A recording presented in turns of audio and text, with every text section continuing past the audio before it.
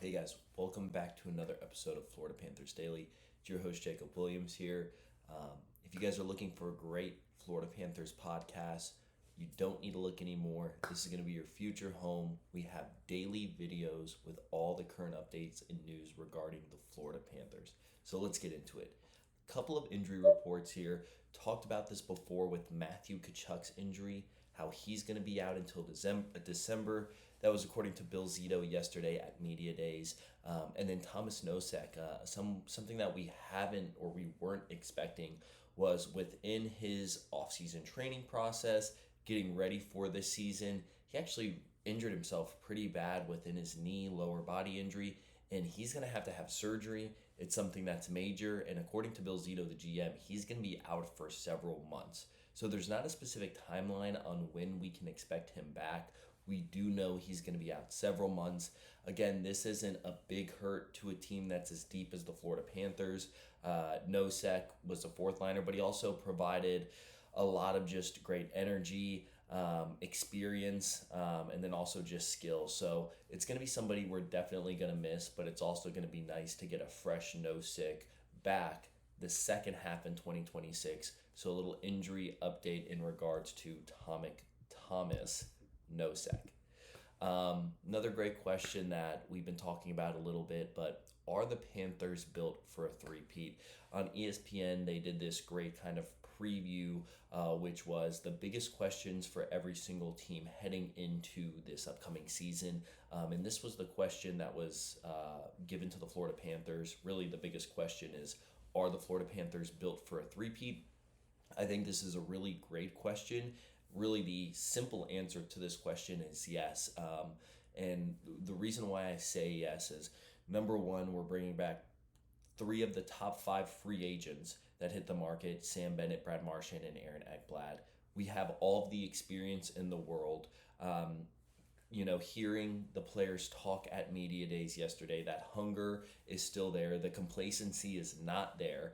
And we have guys who have experience, who have done it. Not only are we talented, are we experienced, but we have everything you need to go and win another Stanley Cup. And not only that, but we are such favorites to win the Stanley Cup, and we are so deep to where the injury bug, even if it hits us and hits us somewhat hard, we have players and we have depth to be able to push through that. It's within all four major sports. I feel like there's no bigger gap from the best team in the league to the second best team, more so than with the Florida Panthers in the NHL. I feel like you have the Florida Panthers up here, and then you have the next best team, which is there's a huge gap. And really, there's a lot of questions on who is the next best team. Is it Vegas? Is it Dallas? Is it Edmonton? It's been Edmonton the past 2 years. Who is the second best team in the NHL? The answer to this question is yes. Yes, the Panthers are built for a three-peat. Moving forward, let's go camping. Training camp starts today. A lot of excitement in regards to getting the boys back. A lot of guys seeing each other, skating for the first time since that parade, and really gearing up for the start of the season, which is going to be here on October 5th. Preseason is getting started here. A lot of excitement moving around. I mentioned this before, but it's really interesting. Again, the list continues for Matthew Tkachuk. Matthew Tkachuk does all these phenomenal things since going to Florida, being on the cover of NHL 26, back-to-back Stanley Cup champions, been to 3 consecutive Stanley Cups, all these really kind of becoming the face of the NHL, always on Spitting Chicklets podcast, doing all these amazing things, Pat McAfee show. Now he is the guest picker for College Game Day for this weekend's Florida versus Miami matchup in Coral Gables. That's where College Game Day is going to be. Game's going to be held at Hard Rock Stadium in Miami Gardens, Florida.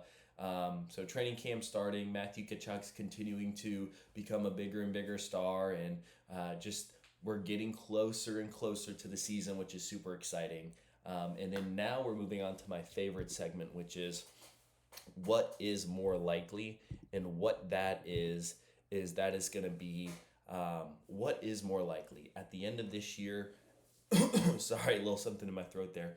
At the end of this year, is Alexander Barkov going to lead the team in assist, or is there somebody else going to lead the team in the assist? And basically, that's the field. Barkov or any other player.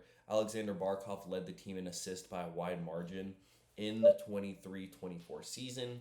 In the 24-25 season, we had Kachuk go and lead that.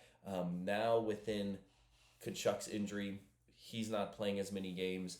So now it's kind of like, okay, it seems like Barkov's going to take that reign and that kind of title again of most assists in the regular season. Or are we going to see somebody else go and take it? I'm going to take the field here just because you have one guy compared to the entire rest of the team. The reason why I'm saying that is, say, for example, Barkov does get injured and he misses some time. If one of these guys gets injured, well, somebody else could play and make a run at that title. Barkov gets hurt. Hopefully he doesn't. He's kind of going to be out of the running. So that's why I would take the field.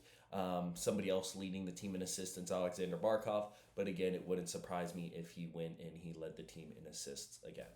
Guys, just wanted to thank you so much for, again, listening to this podcast, watching the videos on YouTube. The best way for you guys to support the channel is if you guys can, please like and subscribe. Really means a lot. Appreciate you guys watching. As always, go Cats.